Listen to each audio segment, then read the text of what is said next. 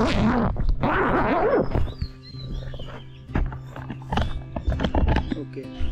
Hello everyone good afternoon म चाहिँ अहिले यहाँ हेटौडाको माछा प्लान्टमा बर्ड वाचिङको लागि आएको छु। यो चाहिँ फिसरी डेभलपमेन्ट सेन्टर अनि यहाँ चाहिँ धेरै खालको चराहरू पाइन्छ। लिच्चीबाट हेर्दै चराहरू त कराइरहेको छ। यहाँ ब्ल्याक डङ्गो कराइरहेको छ, प्याराकिट कराइरहेको छ अनि जङ्गल ब्याबर कराइरहेको छ। Again, here's some birds. Let's see what I find.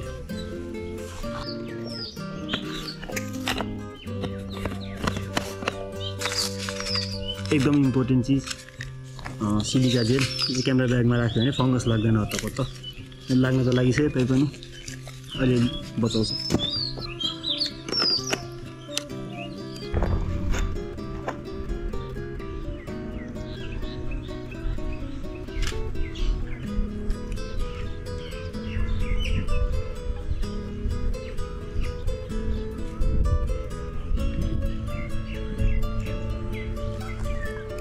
So this is the place.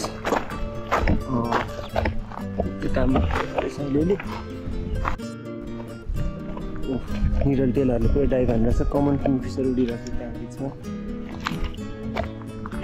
Okay white sorted needle टेलहरू चाहिँ घुमिरहेको छ तर घाम अलिक धेरै हार्छ खिच्नलाई। घामपछि नै फर्क उडिरहेको तिनीहरू। हेरौँ लाइट अलिक मिल्यो भने खिच्न पर्छ। ओके यहाँ चाहिँ एउटा एसी उड्सवाला बसिरहेको रहेछ। तारमा छ। त्यसले तारमा भएको चरा त खिच्दिनँ तर हरियो ब्याकग्राउन्ड छ।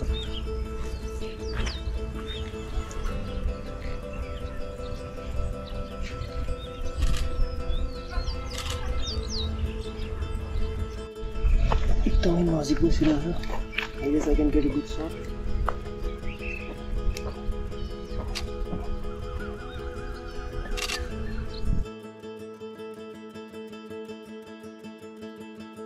फर्स्ट लेकमा आइपुग्यो भित्रपट्टिको। अहिले सर्भिसले डक्सहरू रहेछ।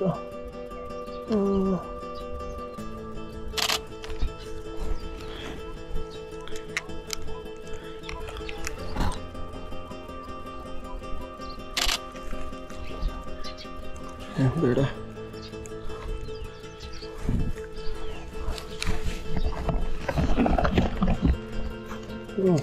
वाटर हेन्ड पनि रहेछ। वाटर हेन्डको बच्चा पनि रहेछ नि त। के हो त?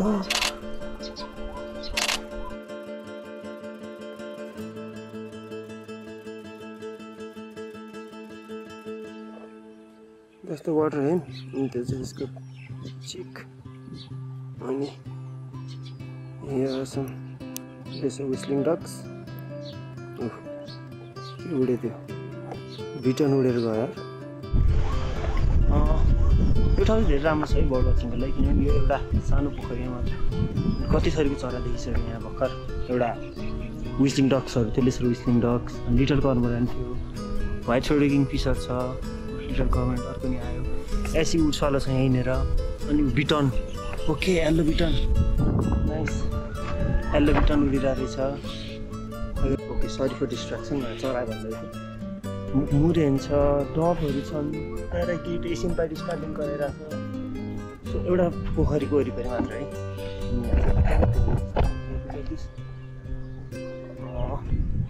ठुलो एरिया छ। अन्त फरेस्ट पनि छ। फरेस्टबाट एउटा पानीको नि मुहान आउँछ। Okay I see some Asian open with rocks roosting ट्रीमा रहेछन्। 1 2 3 4 5 वटा रहेछ। अहिले नजिक पुग्छु म त्यसको नि हेर्न पर्ला नि स्टिक भनेर।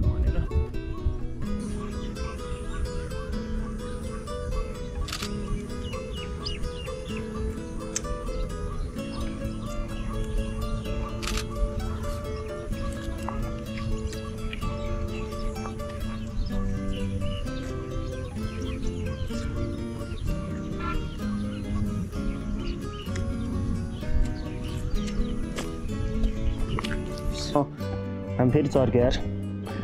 यो पोखरीमा चाहिँ मजाले घाँसहरू उम्रेको रहेछ।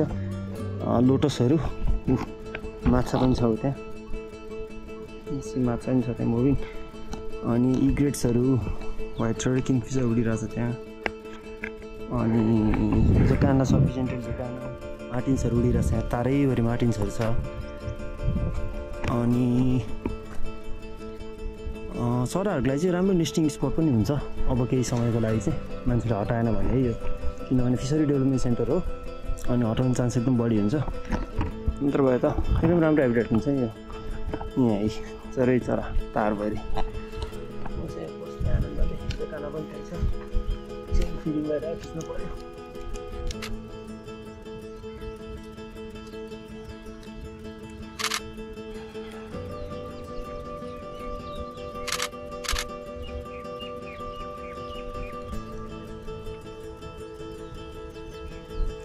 कस्तो मजाले पुच्छा घुम्दै खायो ब्रिडिङ प्लुमेज भएर नि होला है लुक एट दिस ब्रिडिङ प्लुमेजको pheasant tailed jacana such a beautiful bird के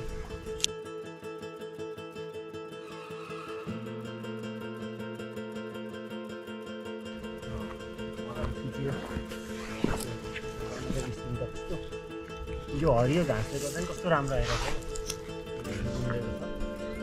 तर अलिअलि सफा गरेर साइड लगाएको रहेछ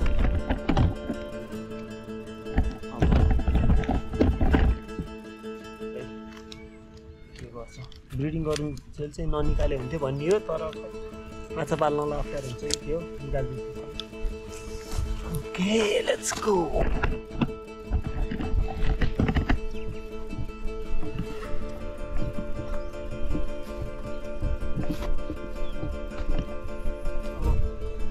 त्यो टिमले छानाहरू उसमा गएर चढ्ने भिउटाहरू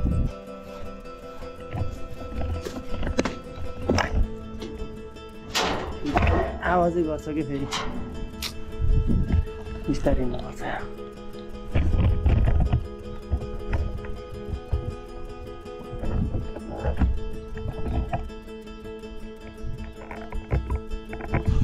यो चाहिँ अर्को ठुलो पन्ड आएको यता पनि छ अर्को यो त सबभन्दा ठुलो चाहिँ यही हो अनि चराहरू अलिअलि छन् नथिङ टु इन्ट्रेस्टिङ हेरौँ लास्ट एउटा पन्ड छ उता कुनाको दुईवटा छ भनौँ न तर यताको त मास छ यताको पन्डमा चाहिँ के हुनसक्छ ओके यहाँ चाहिँ बटरफ्लाईहरूको मिटिङ भइरहेछ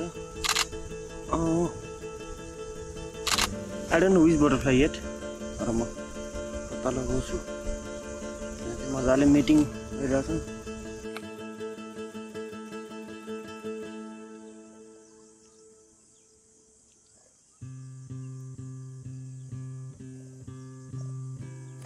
ओके ल म चाहिँ त्यो पन्डको एन्डमा आइपुगेँ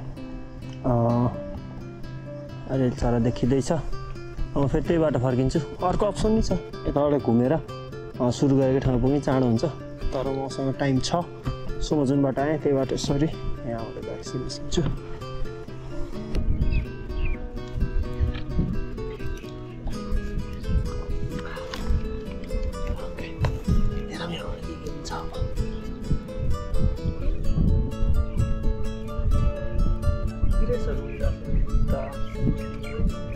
माथिबाट टन्न नै छ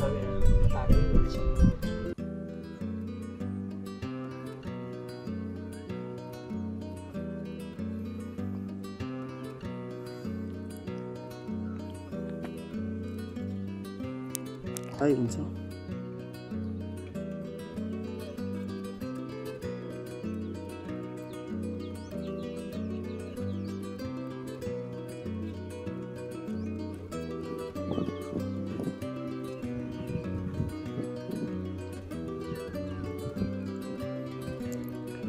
ओके यो चाहिँ विस्टिङ डकहरू एकअर्काले ब्रिडिङ गरिरहेछ मैले नि यो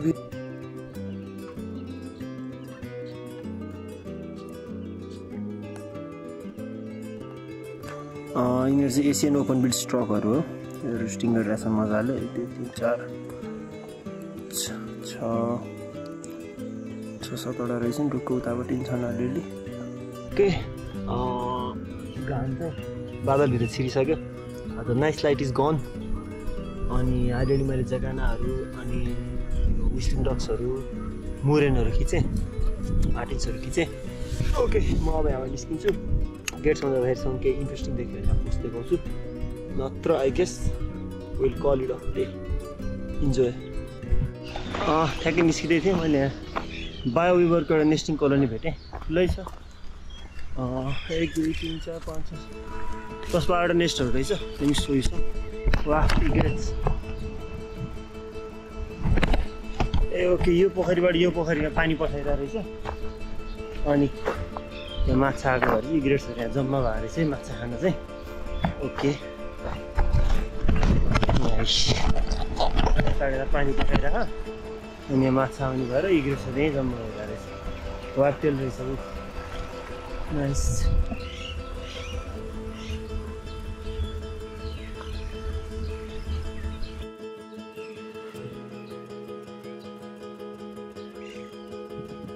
मेलहरूले चाहिँ नेस्ट बनाउँदैछ अनि यिनीहरूको चाहिँ नेस्ट अफ फिमेलले इन्सपेक्सन गर्छ अनि फिमेलले ओके छ भन्यो भने चाहिँ यहाँ फिमेलले अन्डा ले गर्छ योसँग मेट गरेर फिमेललाई नेस्ट मन परेन भने चाहिँ फेरि यसले बनाउनु पर्यो कि त खोज्नु पर्यो अर्को फिमेल जसलाई नेस्ट मनपर्छ यिनीहरूको जिन्दगी नि गाह्रो छ इन्जिनियर बर्ड पनि भन्छ है bio the and of the day अनि आज चाहिँ अहिले राम्रै चरा देखियो व्हाइट किङफिसर चाहिँ देखिएन देखिन पर्ने देखिन सकिने चरामध्ये थियो ग्रेडेड फिसिकल देखिएन त्योभन्दा बाहेक नर्मल्ली देखिरहने चराहरू चाहिँ छ यो ठाउँमा चाहिँ मैले बर्ड वाचिङ गर्न थालेको लाइक कति भयो 6 वर्ष नै भइसक्यो अनि मैले याद गरेको कुरा चाहिँ ह्याबिट्याट चाहिँ अलिक डिस्टर्ब नै भएको छ कतिवटा स्पेसिसहरूलाई त राम्रै पनि भएको छ जेनरल स्पेसिसहरूलाई चाहिँ राम्रै पनि छ तर अलि ह्याबिट्याट स्पेसियलिस्टहरूलाई चाहिँ गाह्रै भइरहेछ let's see what future beholds and you guys like share and subscribe